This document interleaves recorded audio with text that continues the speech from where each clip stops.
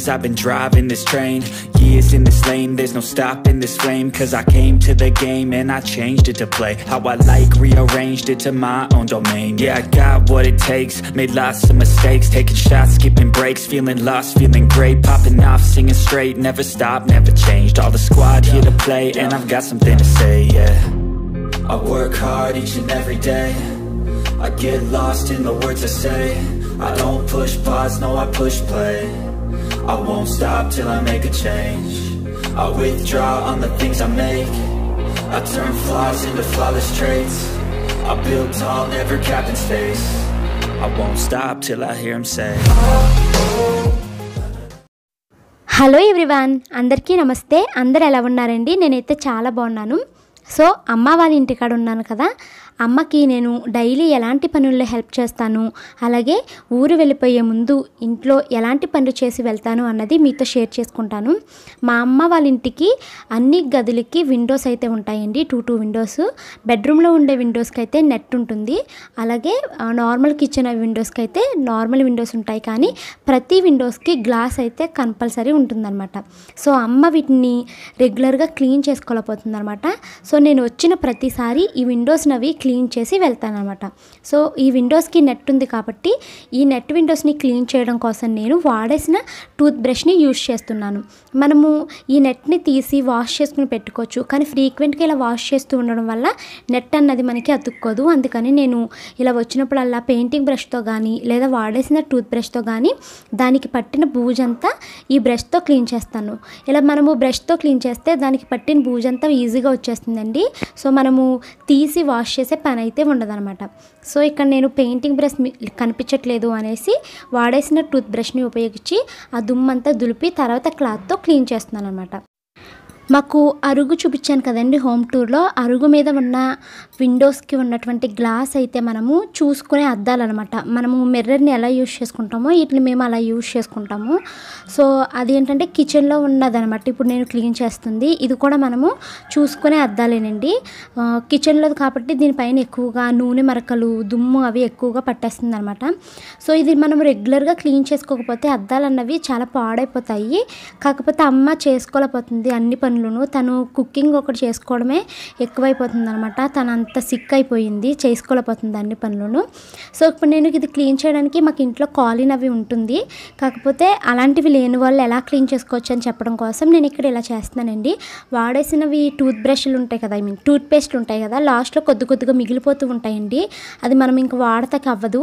So వాటిని మనం ఇలా కట్ చేసుకుని వాటర్లో ఇలా మిక్స్ చేసేసుకుని మనము దీంతో కనుక ఈ గ్లాస్ విండోస్ని క్లీన్ చేసుకుంటే చాలా నీట్గా క్లీన్ అవుతుంది. మనము టూత్ పేస్ట్ తోటి ఇవి విండోస్ని క్లీన్ చేసుకోవచ్చు, పట్టాలు క్లీన్ చేసుకోవచ్చు, సిల్వర్ ఆర్టికల్స్ని ఏదైనా క్లీన్ చేసుకోవచ్చు. తల మెరిసేలాగా క్లీన్ అవుతుంది అనమాట. సో నేను ఈ సొల్యూషన్ తోటే అంటే పేస్ట్ని కొంచెం వాటర్లో మిక్స్ చేసి దాంతో క్లీన్ చేస్తున్నాను. ఫస్ట్ అయితే ఈ తడి బట్టతో క్లీన్ చేసేస్తున్నాను, అంటే ఈ పేస్ట్ వాటర్తో ఫస్ట్ క్లీన్ చేసి తర్వాత పొడిగుట్టతో మళ్ళీ దాన్ని క్లీన్ చేస్తున్నాను. మనకి నూనె మరకలు, జిడ్డు మరకలు అన్నీ చాలా నీట్గా క్లీన్ అయిపోతాయి. సో నేను అదే విధంగా ఇంటి చుట్టూరు ఉన్నటువంటి విండోస్ అన్నీ ఇలాగే క్లీన్ చేసేసానండి. చాలా నీట్గా వచ్చింది. ఒకసారి మీరు కూడా ట్రై చేయండి. మనము ఎలాగ పాడేసేదే కాబట్టి పాడేసేదాన్ని ఈ విధంగా టూత్ పేస్ట్ని ఈ విధంగా యూజ్ చేసి అప్పుడు పాడేయండి, రిజల్ట్ బాగుంటుంది. సో నేను ఎప్పుడు వచ్చినా కాలిన్తోనే క్లీన్ చేస్తాను, కాకపోతే ఈసారి ఈ విధంగా చేసి చూపిద్దామనేసి దీంతో క్లీన్ చేశాను అనమాట. సో అన్ని విండోస్ని నేను ఈ విధంగానే క్లీన్ చేశాను, చాలా నీట్గా అందంగా వచ్చాయి అనమాట. సో మమ్మీ చేసుకోలేదు కాబట్టి నేను వెళ్ళే ముందు కంపల్సరీ విండోస్ని క్లీన్ చేసే వెళ్తాను. సో నెక్స్ట్ ఏం చేశాను అంటే మా మమ్మీ పక్కన అమ్మాయి మెచ్యూర్ అయ్యిందని చెప్పాను కదా, సో వాళ్ళకి అరుసులు అవి వండింది, బూరెలు అవి వండింది అనమాట. సో గ్యాస్ స్టవ్ అయితే ఇలాగ అయిపోయింది. తను మమ్మీ ఇది వరకు చాలా నీట్గా చేసుకునేది, కాకపోతే ఇప్పుడు మమ్మీకి హెల్త్ బాగోట్లేదు. ఒకటి షుగర్ వచ్చేసింది, 2 బ్రెయిన్లో బ్లడ్ అన్నది క్లాట్స్ కింద కట్టేసింది. సో వీటన్నిటిగా మెడిసిన్స్ అవి యూజ్ చేయడం తను ఇంకా వేరే పనులు ఏమి చేసుకోలేకపోతుంది అనమాట. సో ఇల్లు నీట్గా లేకపోయినా ఇంకా వదిలేస్తుంది, తన దగ్గర ఓపిక లేదు చేసుకునే అంత ఓపిక. సో నేను వచ్చాను కాబట్టి ఏదో నేను చేయగలిగిన పనులు అయితే మ్యాక్సిమం చేయగలుగుతున్నాను. సో ఇది క్లీన్ చేయడం కోసం నేను ముందు గ్యాస్ పైన ఉన్నటువంటి ప్లేట్స్ అవి ఉంటాయి కదా వాటిని రిమూవ్ చేసేసాను. బర్నర్స్ని తీద్దాం అనుకున్నాను, ఎంత ట్రై చేసినా బర్నర్స్ అయితే రావట్లేదండి. సో నేను ఆల్రెడీ పేస్ట్ తోటి సొల్యూషన్ అయితే చేశాను కదా, అది కొంచెం మిగిలిపోయింది మిర్రర్స్ అన్నీ క్లీన్ చేసిన తర్వాత, గ్లాసెస్ అన్నీ క్లీన్ చేసిన తర్వాత. సో అది వేస్ట్గా పాడేయడం ఇష్టం లేకుండా నేను ఈ గ్యాస్ స్టవ్ పైన వేసేసాను. ఇలా వేసేసి నేనైతే లంచ్ అవి చేసేసి వచ్చాక అప్పుడు దీన్ని క్లీన్ చేయడం స్టార్ట్ చేశాను అనమాట. కొద్దిసేపు మనం వేసేసి ఇలా వదిలేస్తే అది దానిపైన ఉన్నటువంటి మురికంతా నానిపోయి ఉంటుంది కదా. తర్వాత నేను నార్మల్గా విమ్ సోప్ ఉంది అమ్మది, అంట్లు తోముకునే సోపు, దాంతోనే స్టిల్వర్ది పీస్ ఉంటుంది కదండి, అది క్లీన్ చేసుకునే స్క్రబ్బరు, దాంతో గట్టిగా నేను రుద్ది చేస్తున్నాను అనమాట. నార్మల్గా నేను హైదరాబాద్లో గ్యాస్ స్టవ్ని ఎప్పుడు క్లీన్ చేసుకున్నా డైలీ క్లీన్ చేసేసుకుంటాను కాబట్టి నాది నీట్గానే ఉంటుంది. నార్మల్గా క్లీన్ చేసుకోవాలి అనుకుంటే లెమన్ సాల్ట్ని ఉపయోగించి క్లీన్ చేస్తాను. లెమన్ సాల్ట్ వల్ల మనకి జిడ్డు అన్నది ఉండదు, సో బాగా క్లీన్ అవుతుంది అనమాట. సో నేను లైటర్ని కూడా క్లీన్ చేస్తున్నానండి. లైటర్ కూడా కొంచెం మాసిపోయినట్టు అయిపోయింది. సో దీన్ని మనం ఎక్కువ వాటర్లో ముంచేస్తే మళ్ళీ మనకి లైటర్ ఎలగదు కాబట్టి జస్ట్ నేను వెట్ క్లాత్తో క్లీన్ చేస్తున్నాను అనమాట. ఇలా క్లీన్ చేసిన తర్వాత మనం దీన్ని సన్లైట్లో కనుక పెట్టుకుంటే మనకి అది కొంచెం వాటర్ వెళ్ళినా నో ప్రాబ్లం అనమాట. సో నేను ఈ విధంగా గ్యాస్ స్టవ్ని అయితే స్టీల్ స్క్రబ్బర్తో బాగా క్లీన్ చేస్తాను, సోప్ పెట్టి నీట్గా అయితే క్లీన్ అయిపోయింది. తర్వాత నేను వెట్ క్లాత్తో వైప్ చేసే కన్నా డైరెక్ట్ వాటర్ పోసేస్తే బెస్ట్ అనేసి వేసేసాను అనమాట. మనకి ఇంక ఈ వాటరు సరాసరి సింక్లోకి వెళ్ళిపోతుంది అనమాట. సో ఇంకా నేను ఏంటంటే ఒకసారి క్లీన్ చేశాక ఇంకా నాకు అంత సాటిస్ఫాక్షన్ రాలేదు నీట్గా క్లీన్ అయినట్టు. సో నేను మళ్ళీ సోప్ అప్లై చేసి మళ్ళీ దాన్ని ఇంకొకసారి రుద్దడం అయితే చేసి మళ్ళీ క్లీన్గా కడిగేసాను అనమాట. మనం ఎప్పుడు గ్యాస్ స్టవ్ని క్లీన్ చేసుకున్నా కింద కౌంటర్ టాప్ను కూడా క్లీన్ చేసుకోవడం ముఖ్యమేనండి.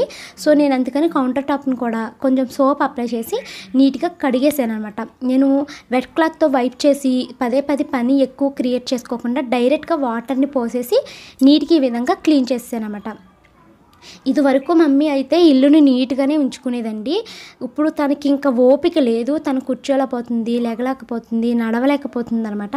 మెయిన్గా షుగర్ ఉంది, దానివల్ల బాగా సిక్ అయిపోతుంది. దాంతోపాటు ఇప్పుడు సమ్మర్ కదా బాగా నీరసపడిపోతుంది అనమాట. సో మనము ఆడపిల్లలము వచ్చిన తర్వాత ఇలాగ కూర్చోకుండా కొంచెం అమ్మకి ఎంతో కొంత సాయం చేస్తే వాళ్ళకి చాలా హ్యాపీగా ఉంటుంది కదా. సో నేనైతే గ్యాస్ స్టవ్ని క్లీన్ చేసేసాను, అది వైప్ కూడా చేసేసాను పొడి క్లాత్ తోటి. సో మనము గ్యాస్ స్టవ్ని ఎప్పుడు క్లీన్ చేసుకున్నా కౌంటర్ టాప్ పాడవకూడదంటే కింద ఈ విధంగా ప్లేట్స్ని పెట్టుకోండి. సో మనకి అన్నం ఉడుకుతున్నా పాలు ఉడుకుతున్నా పొంగిపోయి కౌంటర్ టాప్ అయితే పాడవకుండా ప్లేట్స్లో మాత్రమే పడుతుంది అనమాట. సో కింద అయితే ఎప్పుడు నేను ఇలా ప్లేట్స్ అయితే పెడతాను. సో నీట్గా క్లీన్ చేసేసానండి. సో ఈ పని కంప్లీట్ అయిపోయింది. నెక్స్ట్ నేను ఏం చేశాను అంటే ఇల్లంతా ఆల్రెడీ కిటికీలు అవి దులిపినప్పుడు బాగా దుమ్ము అవి పడుతుంది కదా, అందుకని ఇంకా నేను రూమ్స్ అన్నీ క్లీన్ చేస్తున్నాను అనమాట. రూమ్స్ క్లీన్ చేసుకునేటప్పుడు మనము అదే చీపురుతో తలుపులు మూల కనుక క్లీన్ చేసుకుంటే బూజు అవి ఉండదనమాట. నేను ఎప్పుడు రూమ్స్ క్లీన్ చేసినా ఈ విధంగా క్లీన్ చేస్తాను. అమ్మ వాళ్ళ ఇంటికి వచ్చిన తర్వాత నేను రెగ్యులర్గా రూమ్స్ అవి అయితే కంపల్సరీ క్లీన్ చేస్తాను. అలాగే అప్పుడప్పుడు ఇలాగ తడిబట్ట కూడా పెడతాను అనమాట. సో అమ్మకి తడిబట్ట ఏంటంటే వాళ్ళు వెట్ క్లాత్ వేసుకోరండి, డైరెక్ట్గా కడిగేసుకుంటాను అనమాట. సో నేనైతే అలా కడగలేను, నాకు ఇలాగే అలవాటు కాబట్టి ఇలా చేస్తున్నాను. సో దీనికోసం నేను కొంచెం సాఫ్ట్ టచ్, కొంచెం సాల్ట్, కొంచెం షాంపూ వేసి క్లీన్ చేస్తున్నాను. మనం కల్లుప్పుతో క్లీన్ చేస్తే బాగా క్లీన్ అవుతుందంటే అండి, నాకు మా నైబర్స్ ఒకళ్ళు చెప్పారు హైదరాబాద్లో అద్దుకుంటున్నప్పుడు. సో అప్పటి నుంచి నేను అప్పుడప్పుడు ఇల్లు హైదరాబాద్లో సరే క్లీన్ చేసినా నేను ఫ్లోర్ క్లియరెన్స్ ఏం యూస్ చేసినా కొంచెం సాల్ట్ అయితే వేస్తాను అనమాట. అది కూడా కల్లుప్పు అంటారు కదా, ఆ కల్లుప్పుని వేసి క్లీన్ చేస్తాను. బాగుంటుందంటండి, ఒకసారి మీరు కూడా ట్రై చేయండి. సో ఈ విధంగా నేనైతే వెట్ క్లాత్ పెడుతున్నాను. ఇదివరకు ఫ్రీక్వెంట్గా పెట్టేదానండి, 2 డేస్కి ఒకసారి పెట్టేదాన్ని అప్పుడు కోవిడ్ టైంలోని. సో ఇప్పుడు ఏంటంటే ఇంక నేను వీడియోస్ అవి చేసుకోవడం బిజీ అయిపోయి ఇంకా ఇల్లు అయితే అంత డైలీ పెట్టలేకపోతున్నాను అనమాట. అప్పుడప్పుడు ఇలాగా పెడతాను అనమాట. సో మమ్మీ అయితే డైరెక్ట్ కడిగేసుకుంటుంది, ఇంకా చేసుకోలేకపోతుంది కాబట్టి ఇంక నేనైతే ఇలా వెట్ క్లాత్ అయితే చేస్తున్నాను అనమాట. నెక్స్ట్ ఏంటంటే మనము అమ్మలకి పెద్ద పెద్ద బహుమతులే ఇచ్చి వాళ్ళని హ్యాపీగా చూడక్కర్లేదండి. వాళ్ళకి నచ్చిన చిన్న చిన్న పనులు చేసినా వాళ్ళు చాలా సంతోషిస్తారు. మా మమ్మీకి పడుకో అమ్మ, నిద్రపో, చాలా అలిసిపోయావు కదా, నీరసంగా ఉన్నావు కదా, పడుకో అంటే పడుకోదు. సో ఇలాగ నేను పేలు చూస్తాను రా అనేసి పిలిస్తే మాత్రం హాయిగా నిద్రపోతుంది. నిజానికి తన తలలో ఒక్క పేరు కానీ ఈరు కానీ ఏమీ ఉండదు. జస్ట్ అలా తల కెలుకుతూ ఉంటే తనకి హాయిగా నిద్ర పట్టేస్తుంది అనమాట. సో తనకి నచ్చిన పనులను అయితే నేను చేయడానికి ప్రిఫరెన్స్ ఇస్తాను. అలాగే నెక్స్ట్ ఏంటంటే మాకు ఎవ్రీడే మార్నింగ్ 6 o'clockకి, ఈవినింగ్ 5 o'clockకి వాటర్ వస్తుంది. సో అవి కూడా అమ్మకి అప్పుడప్పుడు పడుతూ ఉంటాను అనమాట. రెగ్యులర్గా కట్టకపోయినా అప్పుడప్పుడు పడుతూ ఉంటాను. అలాగే అమ్మకి షుగర్ ఉంది కాబట్టి గోర్లు అయితే అస్సలు పెరగకూడదు. వచ్చిన ప్రతిసారి నా చేత గోర్లు అయితే తీపించుకుంటుంది అనమాట. చాలా జాగ్రత్తగా తనకి గోర్లు అవి నీట్గా క్లీన్ చేస్తాను అనమాట. అవి గోర్లు పెరగకుండా కట్ చేసేస్తాను. అలాగే ప్రతిరోజు అయితే తను ఉతుక్కున్న బట్టలని అలా వదిలేయకుండా ఎక్కడ ఉతుకున్న బట్టలను అక్కడే నేను నీట్గా మడతలు పెట్టేసి సర్దేస్తాను అనమాట. ఇలాంటి చిన్న చిన్న పనులు చేస్తే వాళ్ళకి చాలా సంతోషంగా ఉంటుందండి. సో మేము అక్కడ కష్టపడి వచ్చాము, ఇంకా నేను ఇంటికి ఇక్కడ పని చేయాలని అయితే ఖాళీగా ఉండను. నేను చేయగలిగిన చిన్న చిన్న పనులు అయితే అమ్మకి చేస్తాను అనమాట. ఇక్కడ నైట్ అయితే కంపల్సరీ అమ్మ కాళ్ళకి ఇలాగ నేను ఆయింట్మెంట్ అయితే కంపల్సరీ అప్లై చేస్తాను. ఎందుకు అంటే తనకి షుగర్ ఉంది. షుగర్ ఉన్న పేషెంట్స్కి కాళ్ళు అయితే చాలా జాగ్రత్తగా చూసుకోవాలి. ఆ కాళ్ళు పగుళ్ళ వల్ల మనకి చాలా పెద్ద పెద్ద ప్రాబ్లమ్స్ అన్నవి క్రియేట్ అవుతాయి అనమాట. అసలు మా మమ్మీ అయితే ఫుడ్ అస్సలు కంట్రోల్లో ఉండదండి, అన్నీ తినేస్తుంది. ఇప్పుడైతే షుగర్ అయితే బాగా పెరిగిపోయింది. కాళ్ళు అయితే విపరీతమైన పెయిన్ వచ్చేసి నడవలేక చాలా ఇబ్బంది పడుతుంది అనమాట. సో నేనైతే ఉన్నన్ని రోజులు ఇలా ఆయింట్మెంట్ అప్లై చేసి తన కాళ్ళు పగిలి తగ్గించే వెళ్ళాలని డిసైడ్ అయిపోయాను. సో ఇలా క్రీమ్ అయితే అప్లై చేస్తున్నాను. మనము చేసే చిన్న చిన్న పనులు వాళ్ళకి చాలా సంతోషాలు ఇస్తాయండి. సో మీరు కూడా మీ అమ్మ వాళ్ళ ఇంటికి వెళ్తే మీరు చేయగలిగినటువంటి చిన్న చిన్న పనులు చేసి వాళ్ళని సంతోషపెట్టండి. వాళ్ళ హెల్త్ పట్ల మనము జాగ్రత్తలు తీసుకోవడం అయితే చాలా ఇంపార్టెంట్ అని అయితే నేనైతే అనుకుంటాను. మా మమ్మీ నాకు చాలా ఇంపార్టెంట్ అనమాట. నేను తను లేకపోతే ఒక్కరోజు కూడా ఉండలేను. సో నేను తనకైతే ఇలా డైలీ ఇలా కాలు పగులకి అప్లై చేస్తాను అనమాట. నార్మల్గా ఇలా కాలు పగులకి అప్లై చేసినప్పుడు నేను ఐస్ క్రీమ్ పుల్లలతో అప్లై చేస్తాను. ఇప్పుడు ఇంట్లో అవి ఏమీ లేవు కాబట్టి చేతితోనే అప్లై చేసేస్తాను అనమాట. మనం ఐస్ క్రీమ్ పుల్లలతో అప్లై చేస్తే ఆ ఆయింట్మెంట్ డైరెక్ట్గా మనకి చేతికైతే అంటుకోదు. అందుచేత నేను ఐస్ క్రీమ్ పుల్లల్ని యూజ్ చేస్తాను. అవి లేదు కాబట్టి చేతితో ఇలా అప్లై చేస్తున్నాను అనమాట. సో ఈరోజు వీడియో ఇదేనండి. నచ్చితే లైక్ చేయండి, కామెంట్ చేయండి, అలాగే వీడియోస్ని మరికొందరికి షేర్ చేయండి. Thank you so much for watching this video. Bye bye.